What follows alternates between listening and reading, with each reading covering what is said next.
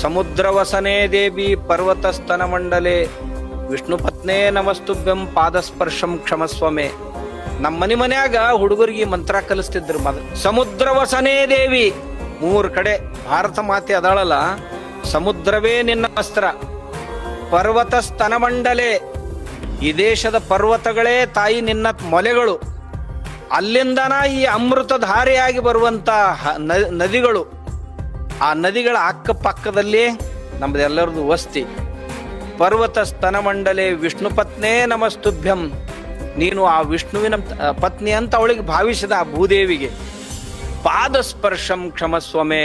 ತಾಯಿ ಮಲಿ ಹಾಲು ಕುಡಿಯೋ ಹೊತ್ನ್ಯಾಗ ಮಗು ಹೆಂಗ ಆ ತಾಯಿಗೆ ಹಿಂಗ ಚಟಪಟ ಕಾಲು ಬಡಿತಿರ್ತೈತಿ, ಹಂಗ ನನ್ನ ಕಾಲು ನಿನಗೆ ಬಡ್ಯಾಕತ್ತೇವ್ ನಡಿಯೋ ಹೊತ್ನ್ಯಾಗ ನನ್ನ ಕಾಲು ಬಡ್ದದ್ದಕ್ಕೆ ನೀ ಕ್ಷಮಾ ಮಾಡಬೇಕು ಅಂತ ಭೂಮಿ ತಾಯಿಯನ್ನು ಪ್ರತಿ ದಿವಸ ಕ್ಷಮಾ ಕೇಳೋ ಪದ್ಧತಿ ನಮ್ಮ ದೇಶದಾಗ.